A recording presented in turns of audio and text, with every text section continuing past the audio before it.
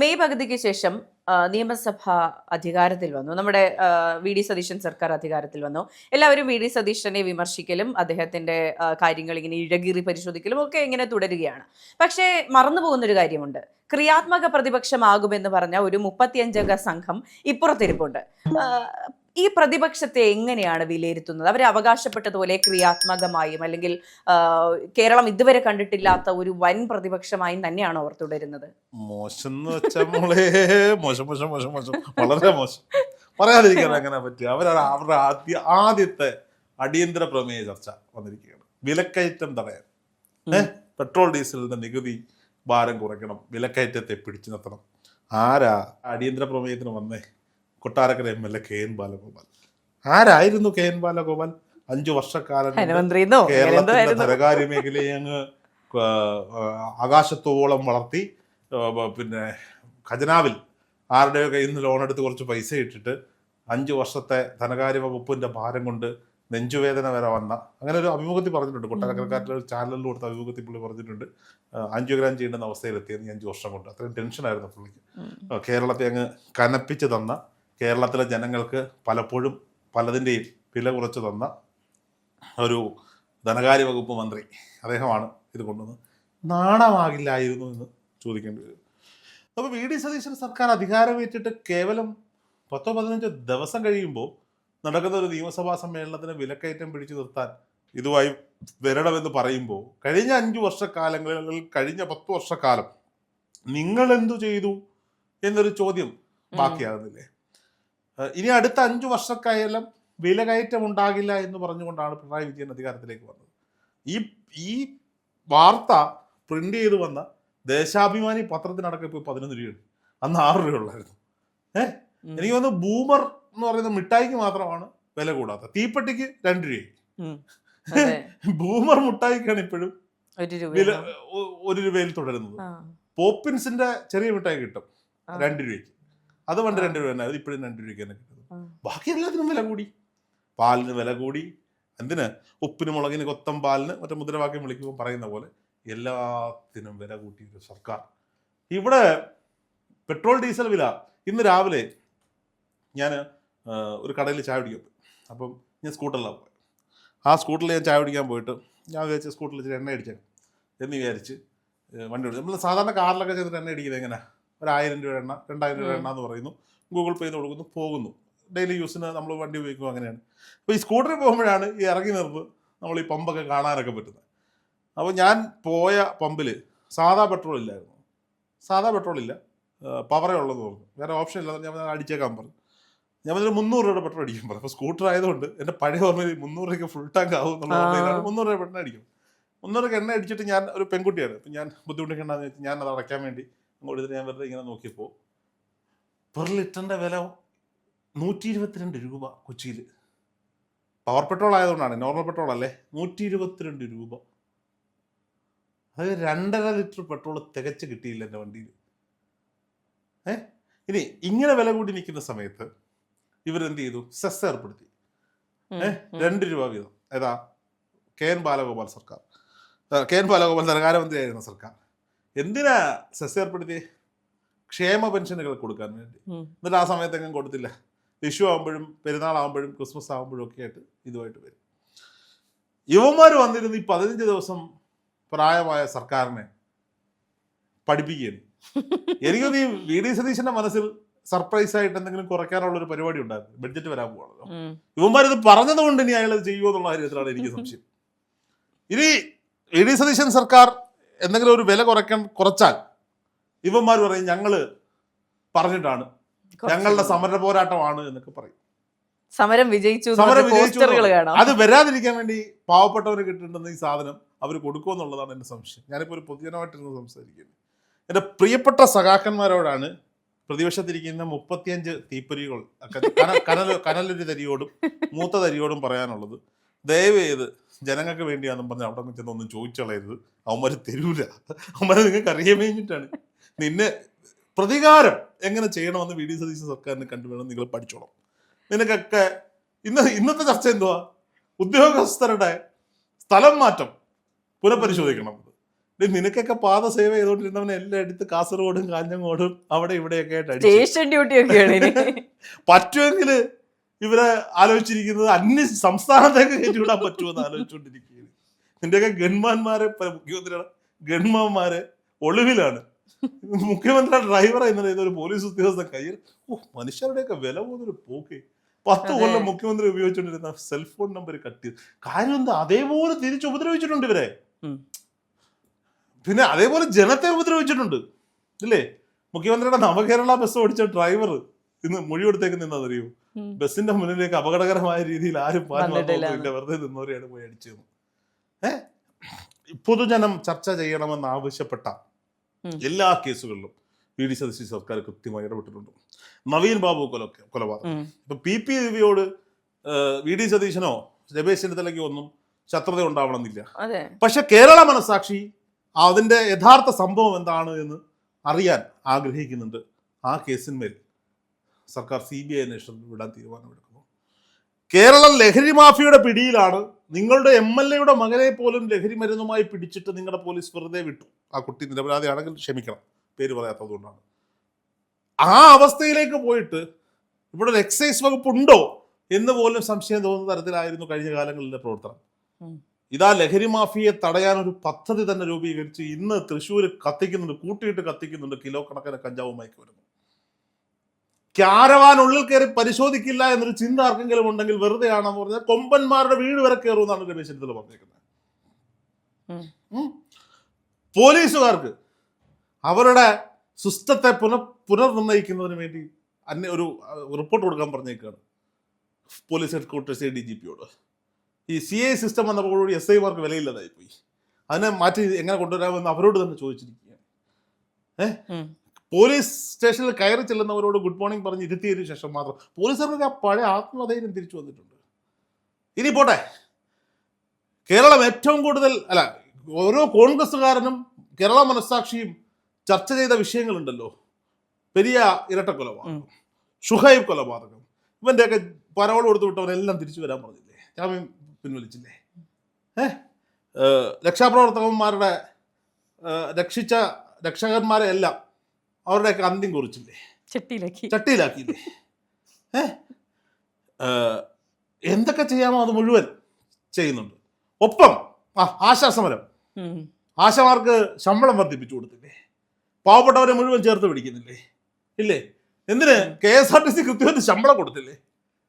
KSRTC-യിൽ ഒരു തമ്പുരാന്റെ സഹായം വേണ്ട എന്നിട്ട് കൊടുത്തിട്ട് ഞങ്ങൾ ശമ്പളം തന്നു വീരവാദം മുഴക്കാൻ ആരെങ്കിലും വന്നോ?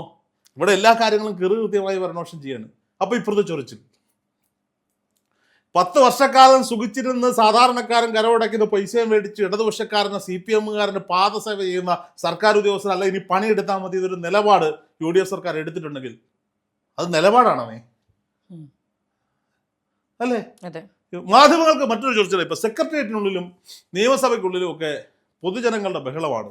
ഓരോ MLA-മാരും മന്ത്രിമാരും ഒക്കെ വരുമ്പോൾ നൂറുകണക്കിന് ആളുകൾ വരുന്നു, അവിടെ കാണുന്നു. ഇന്നലെ നമ്മുടെ ചാനൽ രാഹുൽ നിയമസഭാ ഹോസ്റ്റലിൽ പോയിരുന്നു, MLA ഹോസ്റ്റലിൽ പോയി. അവൻ 10 മണിക്കൂർ എൻ്റെ പൊന്നായിട്ട് ഇവിടെ ഭയങ്കര തിരക്കാണ്, ജനങ്ങൾ വരികയാണ്, വെറുതെ വരുന്നൊന്നുമല്ല കേട്ടോ, ഓരോ പരാതിയും പരിഭവങ്ങളുമായിട്ട് ഓരോ MLA-മാരെ കാണാൻ വരികയാണ്. ഞാൻ ചോദിക്കട്ടെ, എൻ്റെ പണം കൊണ്ട്, എൻ്റെ പണം എന്ന് വെച്ചാൽ എൻ്റെയും നിന്റെയും നാട്ടുകാരുടെയും പണം കൊണ്ട് നിർമ്മിച്ചിട്ടിരിക്കുന്ന സംവിധാനങ്ങളാ നമ്മൾ ജയിപ്പിച്ചു വിട്ട് നമ്മുടെ പ്രതിനിധികൾ അവിടെ പോയിരിക്കുന്നത്. അവിടെ കയറി ചെല്ലാൻ പറ്റുക എന്ന് പറയുന്നത് വളരെ ബേസിക് ആണ്.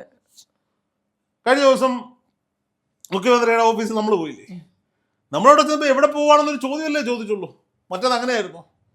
നമ്മൾ കാറ് പാർക്ക് ചെയ്ത് സെക്രട്ടേറിയറ്റിനുള്ളിലല്ലേ, ആരെങ്കിലും ചോദിച്ചോ നിന്റെ കാർ തന്നെ ഇവിടെ കൊണ്ടിട്ട് നേരത്തെ അതിനകത്ത് കയറ്റുമായിരുന്നോ? നമ്മൾ ചെന്നപ്പോൾ പോലീസുകാർ ഇങ്ങനെ വഴി കാണിച്ചു തരുന്നു, അവിടെ സ്ലോട്ട് ഉണ്ടെന്ന് പറയുന്നു, നമ്മളവിടെ കൊണ്ടിടുന്നു. ലിഫ്റ്റിൻ്റെ അവിടെ ചെന്നപ്പോൾ ചോദിച്ചു എവിടേക്കാണെന്ന് ചോദിച്ചു, മുഖ്യമന്ത്രിയുടെ ഓഫീസിലേക്കാണെന്ന് പറഞ്ഞു. ശരി, മുഖ്യമന്ത്രി സ്ഥലത്തില്ല, പിന്നെ ആരെ കാണാനാണ്, നമുക്ക് ഇന്ന ആളെ കാണാനാണ് ചോദിച്ചു. നമ്മൾ നേരെ പോയി കണ്ടു, സന്തോഷത്തോടു കൂടി ഇറങ്ങി വന്നു. ഇതല്ലേ ജനാധിപത്യം? മണിമാളികകളൊന്നുമില്ല. ഇവിടെ കന്റോൺമെന്റ് ഹൗസ് ഉണ്ടല്ലോ, ഈ മുഖ്യമന്ത്രിയുടെ കന്റോൺമെന്റ് ഹൗസ്, അതിന്റെ മുന്നിലെ റോഡ് 10 വർഷമായി അടച്ചിട്ടിരിക്കുന്നു. ചെക്ക് പോസ്റ്റ്, അനൗദ്യോഗിക ചെക്ക് പോസ്റ്റ് ഉണ്ടാക്കി. പിണറായിയിൽ ഇയാളുടെ പട്ടിയെ വളർത്തുന്ന വീടുണ്ടല്ലോ, ഇയാളവിടെ താമസമില്ല. അതിന്റെ മുന്നിൽ ചുട്ടുപൊള്ളുന്ന ജീപ്പിനുള്ളിൽ 8 പോലീസുകാരെ ഡ്യൂട്ടി കിട്ട കാലഘട്ടമായിരുന്നില്ലേ? പ്രതിപക്ഷം ഇന്ന് വീട്ടിൽ വെള്ളം കൃത്യമായി പറഞ്ഞിട്ടുണ്ട്, പ്രതിപക്ഷ നേതാവായി അങ്ങ് വരില്ലേ എന്ന് ഞങ്ങൾ പേടിച്ചിരുന്നതാണ്, അങ്ങ് തന്നെ വന്നതിൽ സന്തോഷമുണ്ട്. ക്രിയാത്മകമായ പ്രതിപക്ഷമായി അങ്ങ് തന്നെ ലീഡറായിരിക്കണം. ചിരിക്കാൻ അറിയാലോ ഇപ്പൊ നിയമസഭയ്ക്കുള്ളിൽ. കാര്യം എന്താ, ചിരിപ്പിക്കാൻ അറിയുന്ന ഒരാൾ സ്പീക്കർ കസേര കയറിയിരിപ്പോൾ അവിടെ ഒന്നും കേൾക്കൂല. 3 BJP-കാർ ജയിച്ചു വന്നു. അവിടെ ജനമാണ് അവരെ വോട്ട് ചെയ്ത് ജയിപ്പിച്ചെന്നുള്ള ഉത്തമ ബോധ്യം ആ കസേരയിലിരിക്കുന്ന തിരുവഞ്ചൂർ രാധാകൃഷ്ണനുണ്ട്. അതിലൊരാൾ സംസാരിക്കാൻ എഴുന്നേറ്റപ്പോൾ ഇവിടെ പറ്റത്തില്ലെന്ന്, ഞാനല്ലേ കൊടുത്തേ, നമുക്ക് ഇച്ചിരി സന്തോഷത്തിലൊക്കെ പോവാം, നീ സംസാരിക്കണോ എന്ന്. അതൊരു ജനാധിപത്യ മര്യാദയല്ലേ? അതെ. അപ്പോ സ്വാഭാവികമായിട്ടും അത് ഇന്ന് രാവിലെ എന്ന് പറഞ്ഞെന്താ, ഇന്നലെ ഞാൻ കുറച്ച് അനുകമ്പയോടൊക്കെ എല്ലാവരോടും പെരുമാറി, ഇന്ന് മുതലൊന്നും നടക്കൂല, ഇന്നോട്ട് സ്ട്രിക്റ്റ് ആണ് എന്ന് തിരുവഞ്ചൂർ പറഞ്ഞു. അദ്ദേഹം ആ പാവപ്പെടുത്ത മനുഷ്യ സ്പീക്കറായപ്പോ ഇവന്മാർ എന്തൊക്കെയാണ് പറഞ്ഞത്? ഇനി തമാശയാണ്, ഫണ്ണാണ്. തമാശയിലൂടെ അദ്ദേഹം കാര്യങ്ങൾ അവതരിപ്പിക്കും.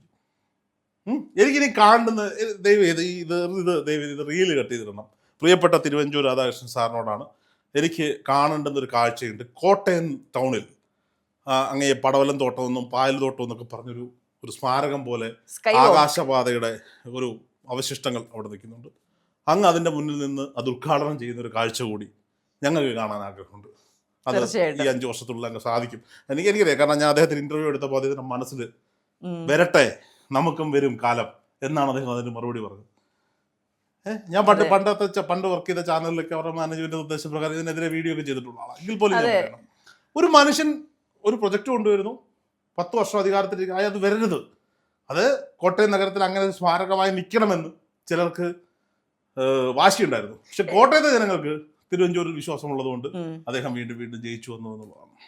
അതെ, ഇപ്പോൾ പല മണ്ഡലങ്ങളുടെ കാര്യം എടുത്ത് നോക്കുകയാണെങ്കിലും ഈ ദീർഘവീക്ഷണത്തോടെ തുടങ്ങി വെച്ച പല പദ്ധതികളും പകുതി വഴിക്ക് ഇട്ടുപോയിട്ടുണ്ട്. അതുപോലെയാണ് ഈ കോട്ടയത്തെ കാര്യം. അതിന്റെ മുന്നിൽ പോയി നിന്ന് അതിനെ ട്രോളി വീഡിയോ ചെയ്യാത്ത സോഷ്യൽ മീഡിയ ഇൻഫ്ലുവൻസേഴ്സ് കുറവായിരിക്കും. പക്ഷെ ഇവരെല്ലാം ഈ അടുത്തൊരു 5 വർഷത്തിനുള്ളിൽ എന്തെങ്കിലും ഇതിന്റെ മുന്നിൽ പോയി നിന്ന് ഒരു പ്രൊമോഷൻ വീഡിയോ തന്നെ ചെയ്യേണ്ട ഒരു സാഹചര്യം വരും. അല്ല, സ്വാഭാവികമായിട്ടും ഉണ്ടാവും. ഇനി ഭരണപക്ഷത്തിരുന്നപ്പോ പത്തനംതിട്ട ടൗണിൽ കൂടി ഒരു മേൽപ്പാലം പത്തനംതിട്ടക്കാരെ കുഴച്ചു മറിച്ചിട്ടിരിക്കുകയാണ്. ഇവരുടെയൊക്കെ പ്രശ്നം എന്താ, ഈ ഇടതുപക്ഷ നേതാക്കന്മാരുടെ പ്രശ്നം, നിങ്ങളൊക്കെ ഞങ്ങളുടെ അടുത്തേക്ക് വരണം എന്ന ചിന്തയാണ്. പണിയെടുത്ത് വിലോയിൽ പണിയും എടുത്ത് ഇവന്മാർക്കൊക്കെ കമ്മീഷനും കൊടുത്ത് വരുന്ന കരാറുകാരനെ സംബന്ധിച്ചിടത്തോളം ഇച്ചിരി കഴിയട്ടെ, അവിടെ കിടക്കട്ടെ എന്നൊരു ആറ്റിറ്റ്യൂഡാണ്. കഴിഞ്ഞ ദിവസം ആറന്മുളയിൽ ഒരു പാലവുമായി ബന്ധപ്പെട്ട് അബൻവർക്ക് അവിടെ ചെന്നു, കരാറുകാരെ വിളിച്ചു, ഉദ്യോഗസ്ഥരെ വിളിച്ചു, കാര്യങ്ങൾ ചോദിച്ചു, ഓണത്തോടുകൂടി പണി തീർത്ത് കൊടുക്കാമെന്ന് പറഞ്ഞു. സംസാരിച്ചാൽ മതി, പല പ്രശ്നങ്ങളും തീരും. ഞാൻ പറഞ്ഞത് പല പ്രശ്നങ്ങളും തീരും. ഇനി കഴിഞ്ഞ തവണ ഏറ്റവും കൂടുതൽ പ്രശ്നം ഉണ്ടായ വകുപ്പാണ് ആരോഗ്യ വകുപ്പ്. ഇന്നലെ മെഡിക്കൽ കോളേജിലേക്ക് DYFIയുടെ സമരം. ആരോഗ്യ വകുപ്പിൽ രോഗിക്ക് എന്തോ പറ്റി, 10 കൊല്ലം നീയൊക്കെ കൂടി ഇരുന്ന് ഉണ്ടാക്കിയതിന്റെ ആണ് കിടന്ന് അനുഭവിക്കുന്നത്. അത് ഒന്ന് നന്നാക്കാൻ സമയം അല്ല. മുരളീധരൻ എല്ലാത്തിനും റിപ്പോർട്ട് മേടിക്കുന്നത് കൃത്യമായി. മുരളീധരന്റെ തിരുവനന്തപുരം മെഡിക്കൽ കോളേജ് മൊത്തം വൃത്തിയാക്കുന്നു, അവർക്ക് ബെഡ് അറേഞ്ച് ചെയ്യുന്നു, സന്ദർശകരുടെ സമയം പുനഃക്രമീകരിക്കുന്നു. ഒന്നേന്ന് തുടങ്ങിയേക്കുക. 10 കൊല്ലം മുമ്പ് ഉമ്മൻചാണ്ടി സർക്കാരിന്റെ കാലഘട്ടത്തിൽ വി എസ് ശിവകുമാർ ആരോഗ്യവകുപ്പ് മന്ത്രിയായിരുന്ന സമയത്ത് തിരുവനന്തപുരത്ത് 2ാമതൊരു മെഡിക്കൽ കോളേജിന്റെ ഉദ്ഘാടനം ചെയ്തത് ഉമ്മാര് പൂട്ടിക്കളഞ്ഞു. 14 ജില്ലകളിലും മെഡിക്കൽ കോളേജ് അനുവദിച്ചാണ്. ഞാൻ സിമ്പിളായിട്ട് സംശയം ചോദിക്കുകയാണ്. കൊല്ലത്ത് പാരിപ്പള്ളി മെഡിക്കൽ കോളേജ് ഉണ്ട്, കോന്നി മെഡിക്കൽ കോളേജ് ഉണ്ട്. ഞാൻ എൻ്റെ നാട് പറയും. ആലപ്പുഴയിൽ വണ്ടാനം മെഡിക്കൽ കോളേജ് ഉണ്ട്, പത്തനംതിട്ടയ്ക്ക് കോന്നിയുണ്ട്, ആലപ്പുഴയ്ക്ക് വണ്ടാനം, എറണാകുളത്തിന് കളമശ്ശേരി, ഇങ്ങനെ ഓരോരുത്തർക്കും മെഡിക്കൽ കോളേജ് അനുവദിച്ചു കൊടുത്തത്. ഈ മെഡിക്കൽ കോളേജുകൾ കൃത്യമായി പ്രവർത്തിക്കുകയാണെങ്കിൽ ഈ തെക്കൻ കേരളത്തിൽ നിന്ന് എല്ലാവരും തിരുവനന്തപുരം മെഡിക്കൽ കോളേജിലോട്ട് ഓടേണ്ട കാര്യമുണ്ടോ? ഉണ്ടോ? കാസർഗോഡ് മെഡിക്കൽ കോളേജ് തുടങ്ങി, അത് കൃത്യമായിട്ട് പ്രവർത്തിക്കുകയാണെങ്കിൽ അവിടുത്തെ പാവപ്പെട്ട എൻഡോസൾഫാൻ ബാധിതരും ബാക്കിയുള്ളവരും പാവങ്ങളും ഒക്കെ കൂടെ മംഗലാപുരത്ത് കർണാടകയിലോട്ട് കന്നഡക്കാരൻ്റെ കാലെ പിടിക്കാൻ പോകേണ്ട കാര്യമുണ്ടോ? ഉണ്ടോ? അല്ലെങ്കിൽ കോഴിക്കോടേക്ക് വരേണ്ട കാര്യമുണ്ടോ? ഇത് ജീവനക്കാർക്ക് എന്ത് ചെയ്യാൻ പറ്റും? എത്ര പേരെ നോക്കും ഇവര്. മുരളീധരൻ കൃത്യമായ നിലപാടെടുത്തു. ഒരു ആശുപത്രി കെട്ടിടം ഉദ്ഘാടനം ചെയ്യുന്നതിന് മുമ്പ് അവിടെ ഇൻഫ്രാസ്ട്രക്ചറും സ്റ്റാഫ് സ്ട്രക്ചറും ക്ലിയർ ചെയ്തിട്ട് വരാൻ പറഞ്ഞു. സ്റ്റാഫിനെ ഉണ്ടാക്കിയിട്ട് ഉദ്ഘാടനം ചെയ്യാന്ന് പറഞ്ഞു. ഇവര് കുറെ കെട്ടിടം പണിയിടുകയാണ്, അവിടെ ഇവിടെ വേണ്ടതും വേണ്ടാത്തതും ഒക്കെ ഉദ്ഘാടനം ചെയ്യുന്നു, അടച്ചിടുന്നു, പൊടി പിടിക്കുന്നു, കിടക്കുന്നു. അതേ ഉള്ളൂ. KSRTC ആരെങ്കിലും ഫ്രീ ആയിട്ട് 1000 ബസ് കൊടുക്കാന്ന് പറയുമ്പോ വേണ്ട, ഇപ്പൊ പറഞ്ഞു തന്നെ ഞങ്ങൾ ഓടിച്ചോളാം. കോർപ്പറേഷൻ കുറെ ബസ് മേടിച്ചു കൊടുത്തു. കോർപ്പറേഷൻ ചോദിച്ചു അതിന്റെ കണക്കൊന്ന് തരുമോ? അപ്പോഴത്തേക്ക് അവയാണോ നെഞ്ചത്തോട്ട് കയറാൻ പോവാണ്. അവൻ BJP-കാരനോ SDPI-കാരനോ ആരോ ആവട്ടെ, അവര് ജനം വോട്ട് ചെയ്ത് ജയിപ്പിച്ച ആളല്ലേ, ആ റെസ്പെക്ട് കൊടുക്കണ്ടേ? വേണോ? Give tech respect take respect എന്നാ. ഇപ്പൊ എനിക്ക് വേറെ സംശയമുണ്ട്. അവിടെ ഇപ്പം 3 മുന്നണികൾ ഇരിപ്പുണ്ടല്ലോ. ഇവോ BJP കാരുടെ ലൈൻ കണ്ടിട്ട് ഇവരും പ്രതിപക്ഷവും തമ്മിലാണ് പ്രശ്നമാകുന്നത്. പോകെ അത് മാറുമായിരിക്കും. എങ്കിൽ പോലും പറയുന്നു ഒന്ന് ഇരിക്കട്ടെ, ഇരുന്നിട്ടല്ലേ അതൊക്കെ ചെയ്യുന്നേ. നീയൊക്കെ 10 കൊല്ലം നശിപ്പിച്ച് നാറാടക്കല്ലേ പറിച്ചു. 10 വർഷം ഇവിടുത്തെ മുഖ്യമന്ത്രി വിജയ് ഒന്നും അല്ലായിരുന്നു. നീ പിണറായി വിജയനായിരുന്നു, പ്രതിപക്ഷ നേതാവായിരുന്നു. തൊടുന്നതും പിടിക്കുന്നതും മൊത്തം പ്രശ്നം. കുറെ അന്തം കമ്മികൾ ഷെയർ ചെയ്യുമോ തിരുവനന്തപുരത്ത് കാല്. നിന്റെയൊക്കെ സിസ്റ്റത്തിന്റെ പ്രശ്നമായിരുന്നു മക്കളെ. 5 കൊല്ലം കൊണ്ട് ഉമാരെ വൃത്തിയാക്കിയില്ലെങ്കിൽ ഉമാരെയും പറയണം. ഉറപ്പായിട്ടും.